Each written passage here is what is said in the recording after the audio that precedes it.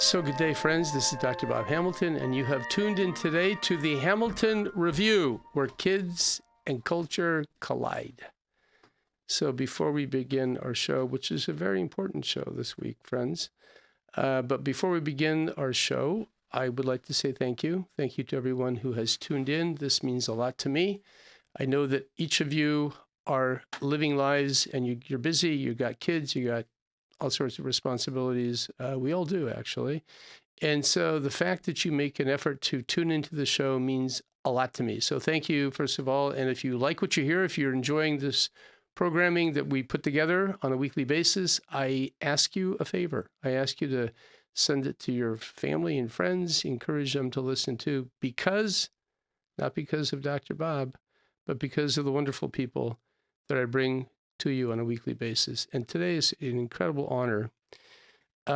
This week, when we begin the High Holy Days for our Jewish friends, to bring before you a friend and a very wise individual. His name is Rabbi David Woznica. Rabbi Woznica, welcome to the Hamilton Review. Dr. Hamilton, it's a joy to be with you. Thank you. So who is this gentleman? Well, I'll tell you what, he's a very important rabbi in our community. He's up at the Stephen S. Wise Synagogue. He holds the Rabbi Isaiah Zeldin chair there, and he's been there now for 21 years. The Stephen S. Wise synagogue is a very large synagogue here in Los Angeles. For those who don't live here, over 1,500 families, which represents about 6,000 individuals. So you have quite a congregation, Rabbi David. I do, and it's a privilege to be a part of it. It's you learn about people's lives, and with a congregation of that size, there's always something interesting that you learn from others, and the rabbinate actually really propels you to use whatever talents you may have been given, and pushes you to grow as a human being. Yeah, there's no doubt about that. So I'd like you before we really begin our show, to actually name all 6,000 of them, of your congregants. Could you do that for us, Rabbi? I can, but I'll make it easier for Dr. Hamilton. We have a database, and I'll give you access to it so that later on you can share it with everybody. It has phone numbers and addresses of all our congregants. I'm certain they'd be delighted to hear from you. Okay, thank you. You can also ask me to name all my patients, and I would probably be equally dumbstruck by that question. Anyway, so listen, we're here today, friends, to talk about a very important time in the Jewish calendar. It's called the High Holy Days, which are coming up, which is going to be a couple days from now. Actually, I think it begins on October 3rd. But Rabbi Woznica, before we actually dive into the meaning and the purpose and what the High Holy Days mean to you and your congregation, I'd like to back up a little bit and find out, just share with our listeners today who you are, where you're from, a little bit about your background. And I think the key question is, why are you doing what you're doing? Why did you end up going into the rabbinate? You made that decision many, many years ago. And I think that would be of interest to people listening. It was an outgrowth of my love of Judaism. I grew up, and I credit my beloved parents for this. I grew up in a home that made Judaism meaningful and joyful. My parents belonged to a synagogue, though we didn't go every week. We always had Shabbat dinner. But it was important to my parents that Judaism was an essential part of my life. So my father was born in a small town in Poland called Częstochowa. He was a survivor of the Holocaust. He had survived a Dora Buchenwald in Bergen-Belsen, where he was liberated, but he had the loss of his parents and four of his 5 siblings. He came to the States, and after the war, met my mother, who was a Jew from Atlanta, Georgia, and I was the oldest of 3 children here, born in Los Angeles. They really shaped my heart. They created Jewish memories, which, by the way, I think is so important for children. The part of your show is entitled "Where Kids and Culture Collide." I often say to parents, one of the most important things you can do for your children if you want them to love religion is to create beautiful Jewish memories. My parents created beautiful Jewish memories for me. That alone, however, would not have been enough. So it was in my early 20s, I attended a program on Judaism for people in their early 20s. It was run by Dennis Prager, and Rabbi Joseph Telushkin was the education director.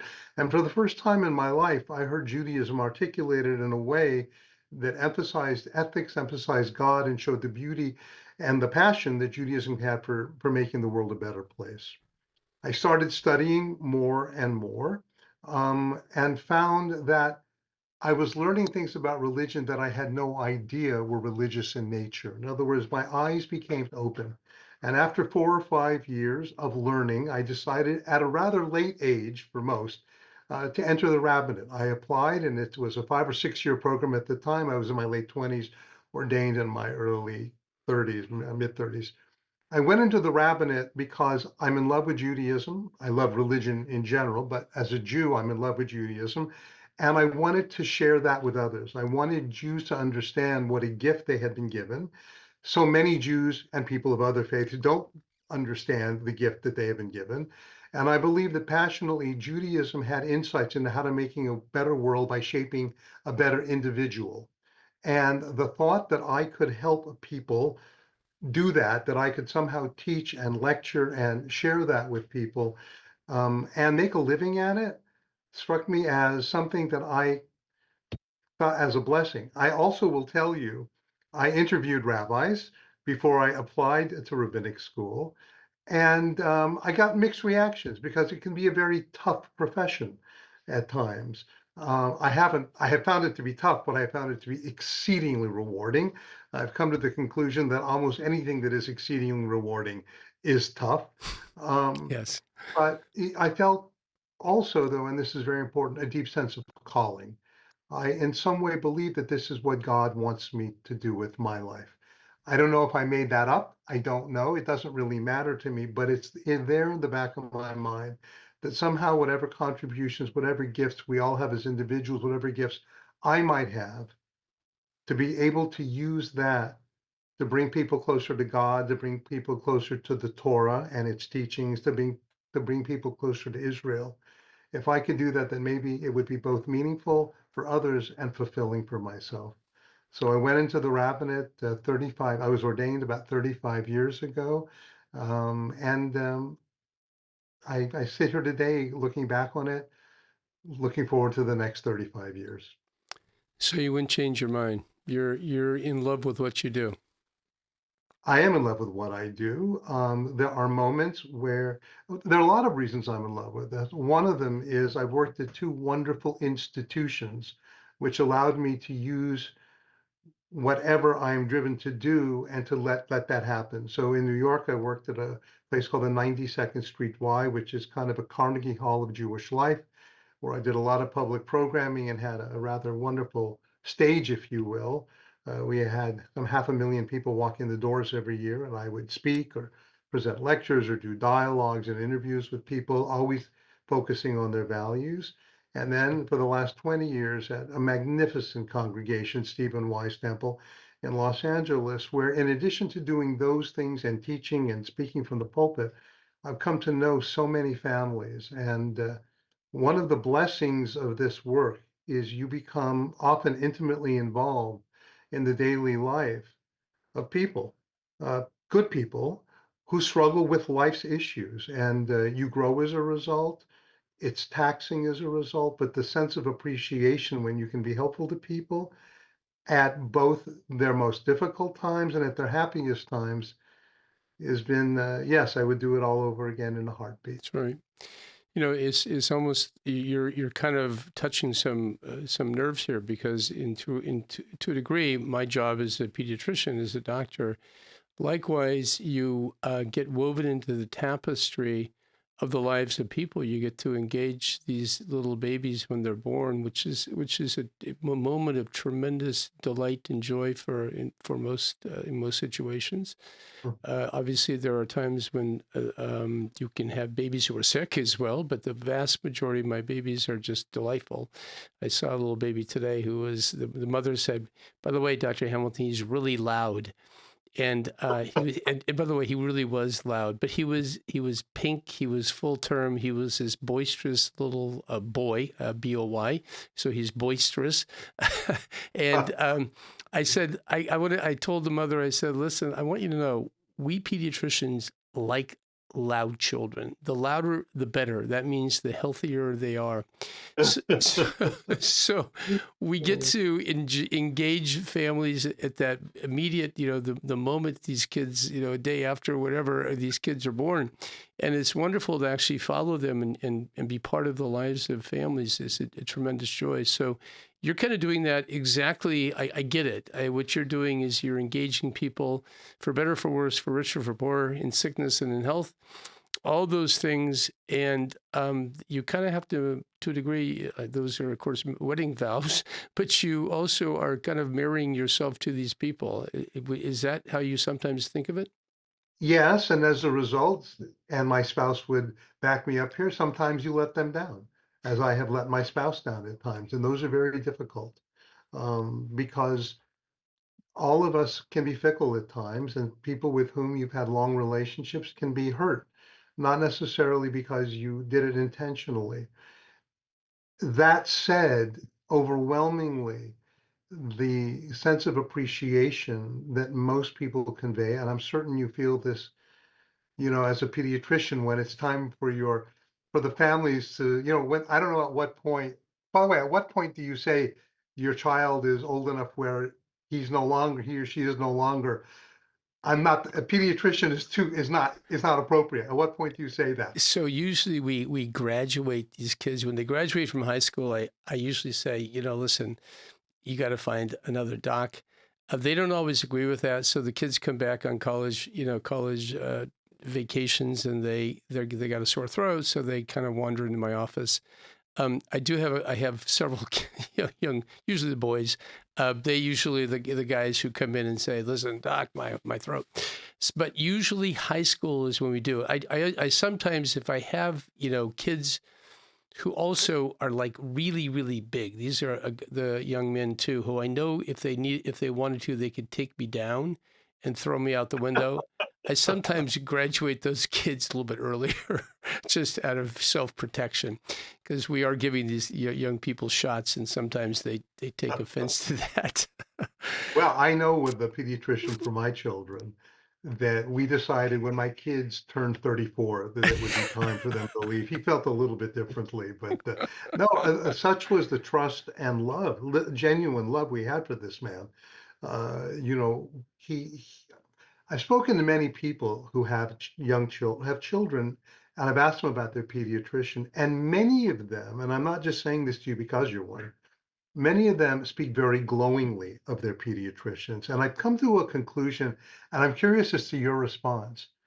My thought is you have to feel that way about your pediatrician because otherwise you're leaving your children's health, mental health as well, in the hands of somebody that you don't feel great about. Yeah. So I think you really need to feel that this person is someone you're excited to have in your life.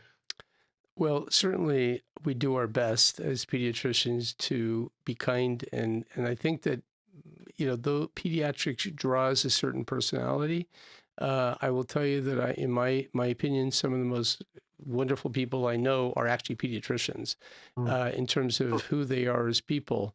I try to live up to that standard, which is a high standard. And you're absolutely right. You made a comment that sometimes you let people down. Rabbi, that's so true. Sometimes you don't make that phone call back, or you miss a nuance or you miss a diagnosis. Mm-hmm. And those are times when you have to kind of go back and say, boy, I missed that one. But anyway, so the answer is we want these kids to look back and have a glow in their heart. I will tell you that as it turns out that for the most part, these kids who are healthy, ultimately, we get to joke with teenagers. I mean, and that this is kind of the memories that they will have because they don't really remember when they're younger kids, of course. But the older kids, I tell, I tease, the mothers are in the room, and I look at the teenagers, 13, 14, 15, and I say, I look at the parent and I say, you know why God created teenagers? And they go, why? And I said, so we can tease them. So I do tease the kids, try to have fun with them. Some kids go for it, some kids don't. They don't understand my humor. But all that to say is that generally speaking, pediatrics is a pretty happy profession. I can tell you that. And I'm sure you, as a general rule, your profession is a very happy profession as well. Well, I'll say to you that I would say more than happy, it's deep. It's deep and it's meaningful. I don't always feel happy because you leave a funeral, particularly a funeral, I'll say a challenging funeral. When someone has a loss, even if it's a parent who's lived to a very, very late age, and one of the reasons I never ask, how old was your mother or father, is because at that moment, it doesn't matter. They've lost a loved one. Yeah. Intellectually, they know that they were blessed to have a parent if they had a loving relationship until a certain age. But emotionally, it's a loss. But sometimes there are losses which are just tragic or catastrophic at much too young an age. And those are very difficult times. And I often stop before I leave the cemetery. There's a tradition that you rinse your hands because Judaism makes very strong distinctions between life and death, and it's a symbolic way. And often, not within view of the family, I'll start crying Hmm. and wondering, I believe you're there, but what's going on here? Um, so those aren't happy moments. It's fulfilling to know that maybe you could be helpful to a family. But then there's the moments at the end of a wedding where the glass is broken, which is traditional in a Jewish wedding, and there's shouts of Mazel Tov, and you see this couple, and maybe you see them 6 months or a year later or 2 years later, and they bring a little one after that little one's been examined by Dr. Hamilton, and they want to be members of the synagogue, and they send their kids who are absolutely fantastic. Can I say that here? Absolutely fantastic preschool. And then they continue in our absolutely equally fantastic day school. We have a day school with well over 300 children. And you say, you know what? I got to play a small part in that. Maybe my meetings with them in some way inspired them to take Judaism a little more seriously, to bring a little more religion into their lives than they may not have. And I get those letters and I see those parents walking around our school and I think, wow, well, this is fantastic. I'm a lucky guy. That circle of life, as they call it, is actually very, very meaningful. And I have that in the sense that I sometimes get to care for the children of the children I took care of many years ago. And that is a tremendous moment. So, Rabbi, I have you on my show this week because I want to talk about the High Holy Days. And Rosh Hashanah is coming up on Thursday, October 3rd. And I want you to tell our listeners, many of the people who listen to the show are not Jewish. And I'd like you to maybe kind of dumb it down a little bit, and if you want to do that, and just kind of say, okay, what is this period that begins with Rosh Hashanah, ends with Yom Kippur, the intervening days of the days of awe, and what is this to the Jew in the community? They are called in Hebrew, and you actually use the right term, Yamim Noraim, the days of awe. And it's kicked off with Rosh Hashanah and it ends with Yom Kippur, 10 days. Yom Kippur is the holiest day of the Jewish year. And these are 10 days in which a Jew is supposed to be involved in serious introspection. Rosh Hashanah is the anniversary of the creation of the world. Both holidays are based in the Torah, which is the first third of the Hebrew Bible. And we are told that on Rosh Hashanah, we acknowledge God as the creator of the universe. That in and of itself is a big deal. It's already broken now with the secular world. And we begin days leading up to Yom Kippur, the Day of Atonement. The idea being that during these 10 days, we think about where we've sinned, where we've, brought ourselves, a sin is considered moving away from God. A mitzvah, a commandment, moves us toward God.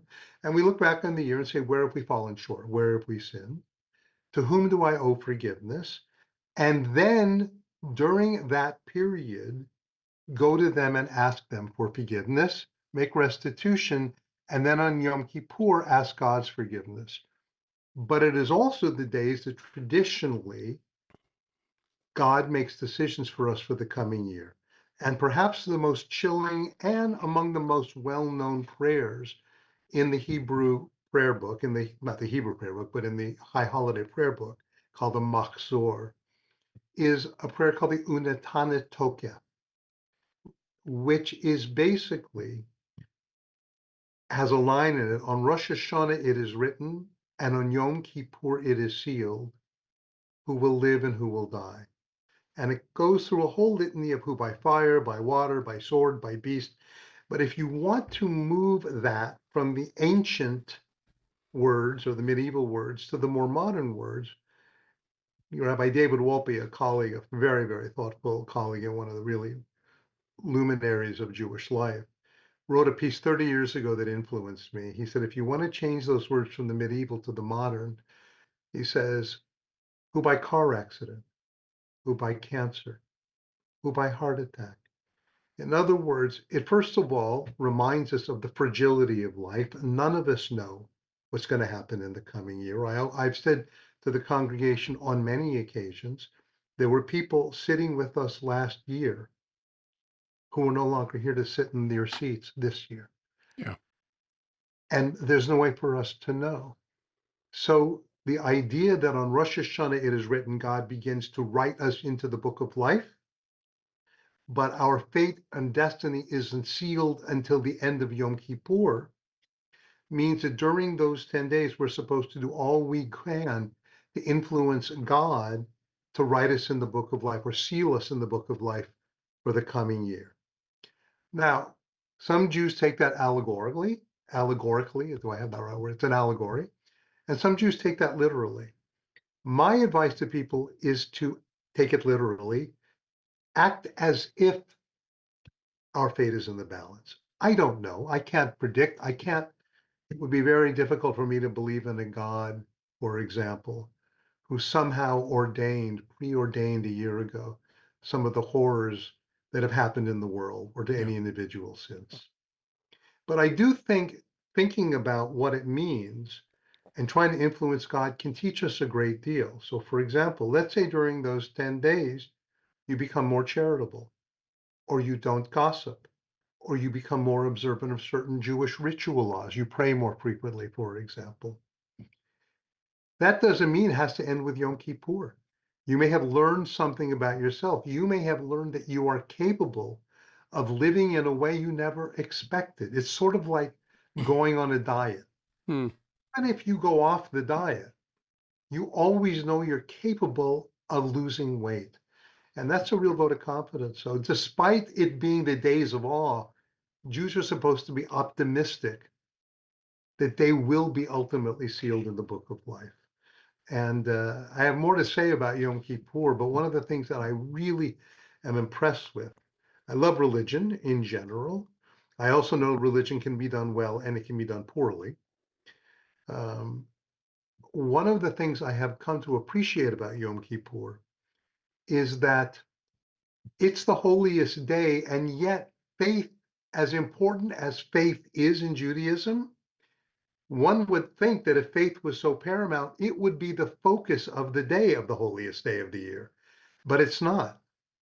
It's part of it. The most important part of that day is to see how we acted during the year. In other words, what that tells me is that God cares most about how we treat other human beings. Yeah. That's how we're judged, not necessarily by what we believe, because you can be very faithful and not be a very good person. But more importantly is how we act. And it's one of the reasons I'm really in love with the holiday and in Judaism, frankly, because it's saying that God is saying, Woznica, How did you act last year? That's what I want to talk with you about.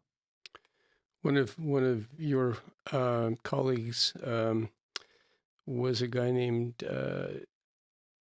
Dr. Rabbi.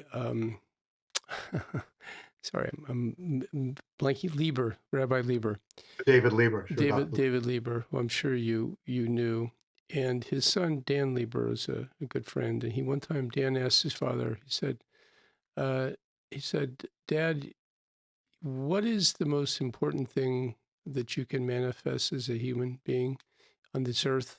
And his father, who was an eminent rabbi, you know him. He wrote a very very detailed Torah commentaries. You probably have that book. He said to his son very quickly, he said, kindness. Are you a kind person? And that always, when Dan shared that with me, it was like, oh, wow, here's a man who has, spent his life studying his faith, Judaism, and all, I'm sure he read the Talmud or large portions of the Talmud. If anyone has ever read the entire Talmud, I don't know if everyone can, but he was a very, very wise man. He said kindness, period. It was like, wow. So we didn't discuss this. I don't know if you know, Dr. Lieber is an oncologist, I believe. Yes, he is. Yeah. And he treated a friend of mine. Yeah. And I asked him, my friend, about Dr. Lieber, and that's exactly how he described him, with a certain kindness and gentleness, in addition to being obviously a very fine practitioner. Yeah. But I would say, as important as kindness is on the personal level, on the individual level, there are times when it's important not to be kind. There is a teaching in the Bible, I think it's in Proverbs, that those who are kind to the cruel are being cruel to the kind. Yeah. Sometimes it isn't, when you discipline your child doesn't necessarily feel you're being very kind, but you're being very good. And there is a difference. There are times when you have to take a stand and be strong, and it doesn't seem kind, but it's right. I've been preparing my high holiday sermon, and I was reading about a theologian, and I don't remember his name. I think it was Alan Bosk, and he's had some issues later in his life in terms of some legal issues, but he's in South Africa, and he's a black man who stood up very strongly against apartheid and took very big risks in those days. And he was asked, where did you get the strength to do it? And to paraphrase him, he said, at the end of my life, God is going to ask me, where are your wounds? Your wounds. Yeah. And if I don't have any, God is going to say to me, was there nothing worth fighting for? People get wounded. You take hits if you stand for something in life. And not everybody will think that you're a kind human being. But sometimes the people who make the greatest difference in this world may not be kind, but they're good. So I completely agree with you. On the personal level, kindness is so important and empathy is so important. But there are people who don't deserve our kindness. And if we treat bad people the way we treat good people, then kindness loses its meaning. It's a good tempering comment about kindness. I typically, I agree. And I think that there is a point where you say, okay, I think you have to stand for truth and when you see people who are spouting lies or whatever they're doing, if they're doing something illegal or whatever it may be, cheating people, treating the poor badly, you got to stand up, and amen. You have to stand up to the bullies, put it that way. And sometimes it's hard to do because the bullies can turn on you as well, and that can be scary. So on Yom Kippur, there are a couple of things that happen during these days of awe. You talk about introspection, reflection, ways that you have failed, the importance of asking for forgiveness. You also dip apples in honey. Is that something that you do on a daily basis, Rabbi? Or tell us why the Jewish community dips apples in honey during that time. You do it this time of year to wish everybody, because there's a sweetness to honey. And one of the sayings that people will say in Hebrew is Shana Tova Umetuka, a good and sweet year. So there's the sweetness of honey. And by the way, I'm told that kids who go to yeshiva, which is a traditional Jewish education from early on, the Talmud, which you referenced, by the way, it's about 2,100 pages. If you do a page a day, and that's moving quickly because it's got a lot of commentary, it takes about 7 years to get through it. And there are people who do that. There's groups. It's quite something. And the Talmud is a compendium for your viewers and listeners who may not know, a compendium of Jewish thought and Jewish lore. It basically, it's an extraordinary. It was codified a couple thousand years ago, and it contains the thinking of the ancient rabbis and how they interpreted parts, for example, of the Torah, so that we could apply them to the issues in our lives today. But there's a teaching that when a child first begins to study a page of Talmud, you put a little bit of honey on the page, and they're supposed to lick it so that their association with the Talmud and learning Talmud will be sweet from then on there. I don't know if it's true, but I always think, even if legends aren't true, if they're nice, it's okay to kind of proffer them forward. No, I think we could maybe start doing that with a lot of things. We could actually start doing that with books rather than our iPads, right? Lick a book, put honey on your book so the kids like to read rather than. By the way, I tell Jewish parents they should, when they say to me, what's the most important thing I can do to help, or what are some of the things I can do to help ensure that my child has an interest in Judaism? I say I want them to see you reading Jewish books, and that means not on an iPad. Buy a Jewish book. Our children have memories of us doing all sorts of things. Watching television, going out to dinner, all sorts of things, and they're fine, they're good. But one of the memories I want them to have is to see us study Judaism, to see us study Torah. I say that both literally and the Torah and generically. How often do we have the memory of seeing our parents, and this is true for people of any religious background, reading a book about religion? Yeah. And that's a very powerful memory. Now, if I had written a book, I could now promote it. I don't. But anyway, any book that has a Jewish title, but it means, well, I love being surrounded by books. One of the, I understand all of my friends read. I'm not sure if that's the right verb. Read books on tape. So I don't know, but but I can't get used to that. I still like the physical books. But my kids did grow up surrounded by books. Yeah. And I hope that that's one of the memories that they'll have, is seeing dad not just sitting at a computer or on his phone, but that they have a memory of my wife, Beverly, and I reading Jewish books. I agree with you. I like the feel of a book. I like the smell of a book. I like to turn pages. I don't like to push buttons. Right. So I'm with you. I have lots of books as well. So to that I say amen. So listen, what are the you alluded to my subtitle, where kids and culture collide. And the show is really, listen, I'm trying to nudge people into thinking bigger thoughts.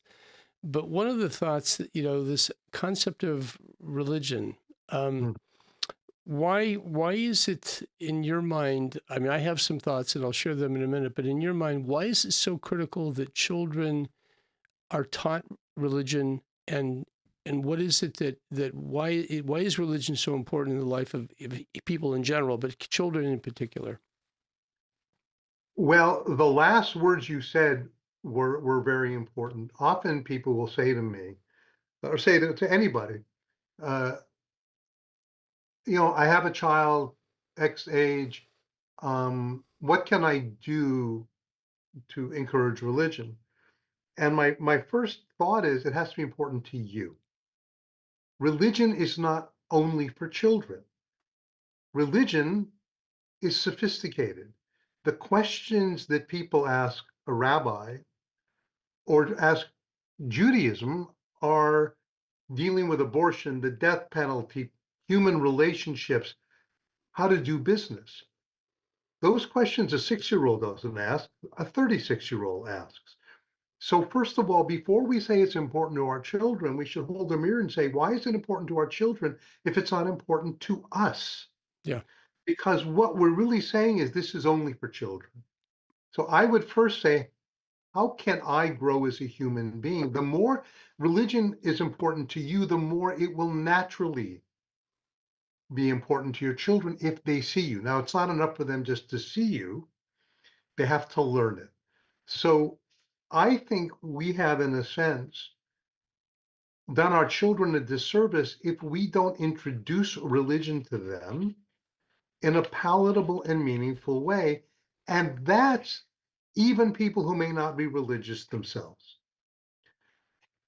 Because I know even people who I know who are not religious, I will often say to them, I've done surveys, uh, sort of not official, but I've done it in large groups. I remember once years ago asking a group of 1,000 people, actually, it was on high holidays years ago, how many of you had some Jewish education as a child? And almost everybody rose their hand. They went to Hebrew school or Sunday school or something. How many of you continued it after the age of 13? And 2/3 of the hands went down. And then I said, and how many of you have studied religion as an adult? And very few raised their hand. And then I've said, and now, and then I asked them, how many of you loved your studies as a kid? And almost nobody raised their hand. They Yeah. were forced to go. Yeah. And then I asked one last question. And how many of you, in retrospect, wish you had a better religious education? And if there were 1,000 people there, 990 raised their hand.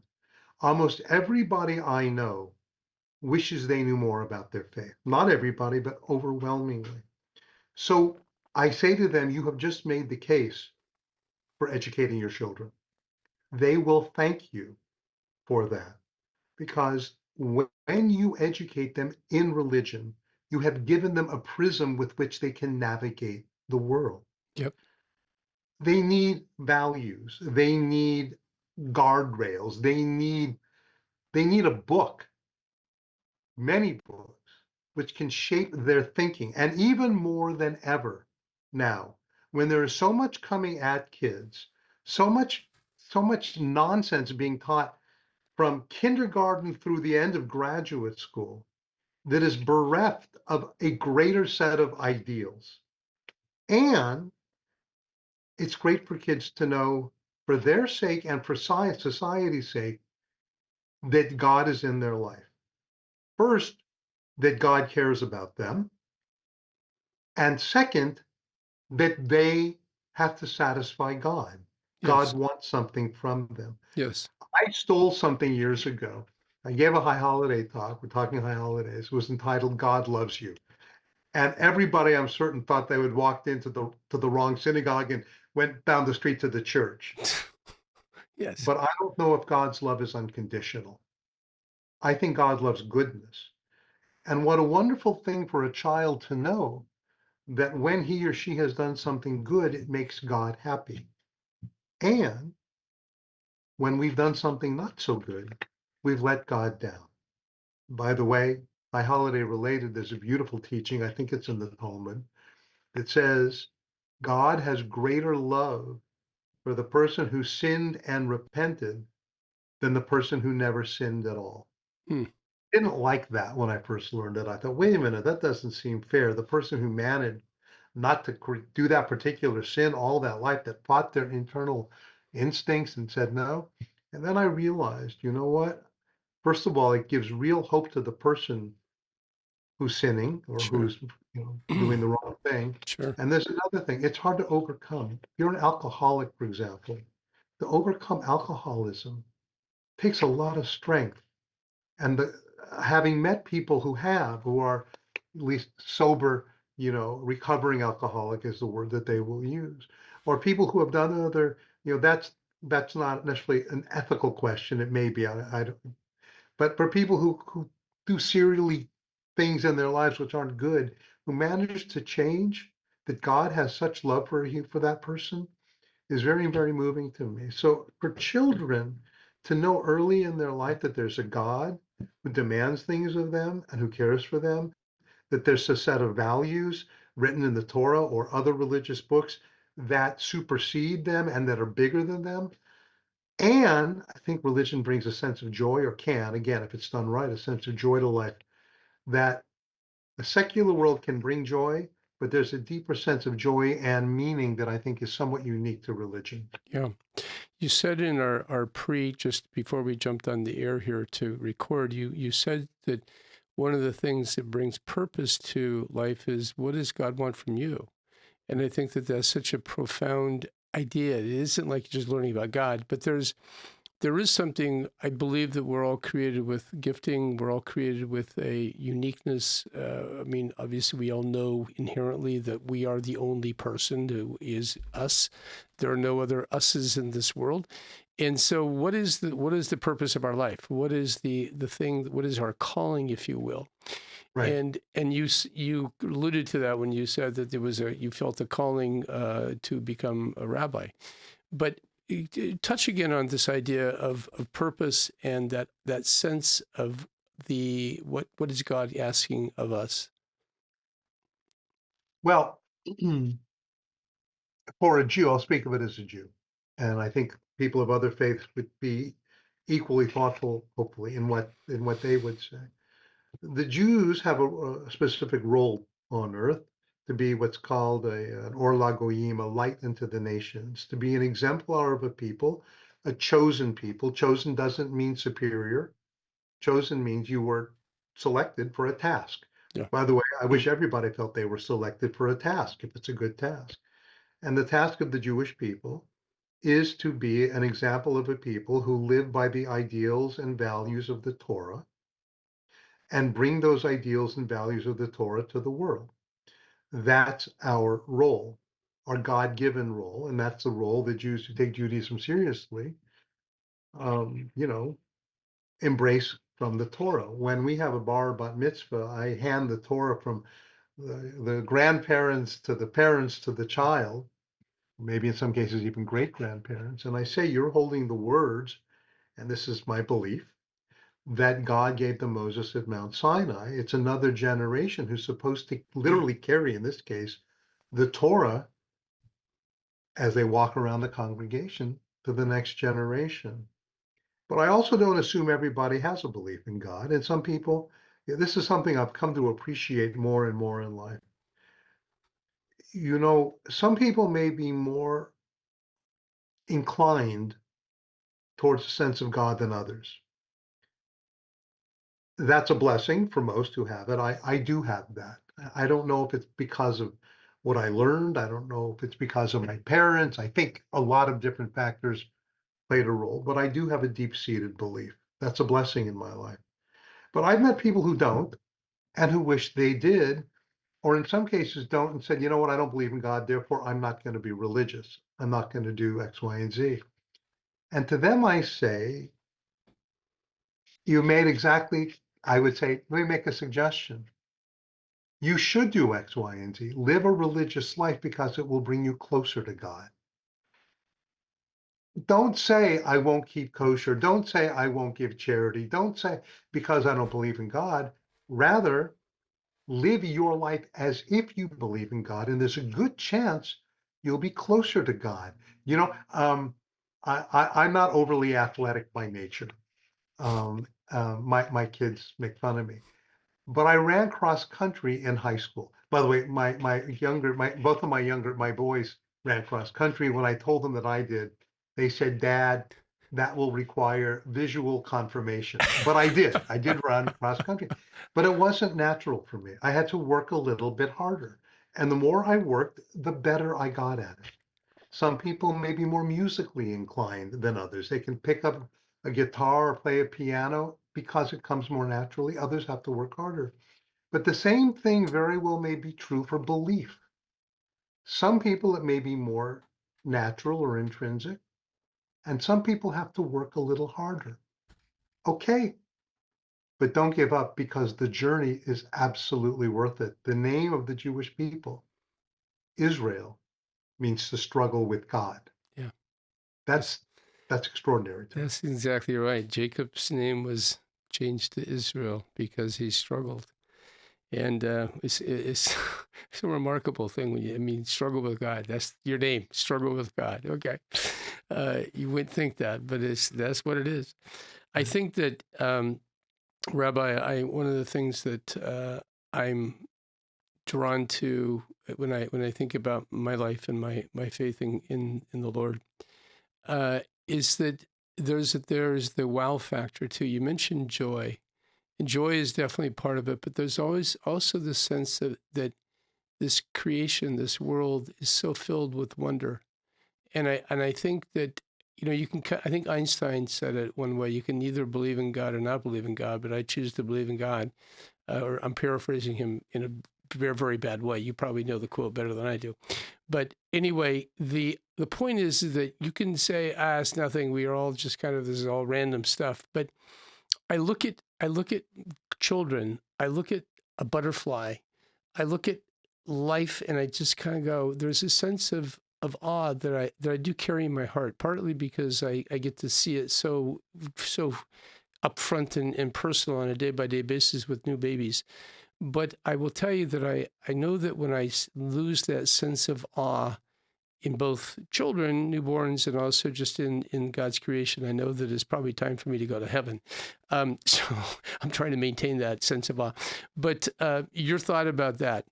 Dr. Hamilton, I'm so glad you made that point.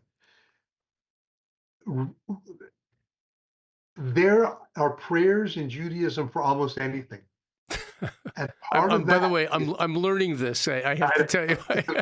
You and I I've had the privilege of spending Shabbat dinner with you, with mutual friends, and listen, the joy that we have when we see one another on a Friday night. Yes. And that sense that God commanded this is one of the 10 commandments, right? To remember Zachoret Yom HaShabbat, remember the Sabbath day, keep it holy. By the way, holiness is unique to religion too, but let me just move that off to the side. Joy and awe, which is a better word, keep me alive, not taking things for granted. We get into an airplane, it's going 650 miles an hour. You're in a capsule. You're in a metal capsule. Yes. It goes up, thousands of miles later it lands, and we're upset if the Wi-Fi is not working. I mean, think about that. Instead of saying, "Oh my gosh, look, this is awesome," we take things for granted naturally. That is the human condition, to take things for granted, including, by the way, people in our lives. We naturally take them for granted until we lose them. Yeah. And then we say, gee, if only I could have them back, I'd be happy. By the way, Rabbi Joseph Telushkin, one of the great Jewish authors of our day, who has really helped to educate an entire generation of Jews, makes an extraordinary point.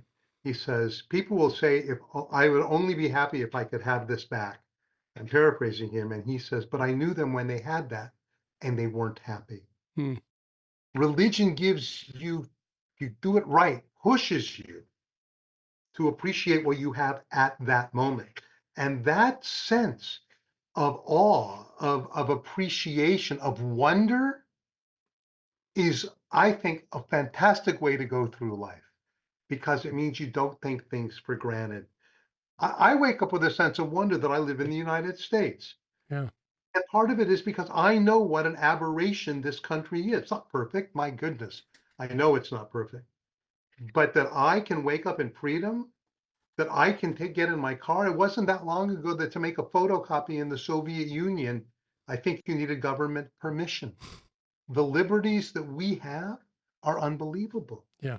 I thank God every morning that I have the freedoms and the people in my life that I do. I don't want to lose that sense of wonder at all.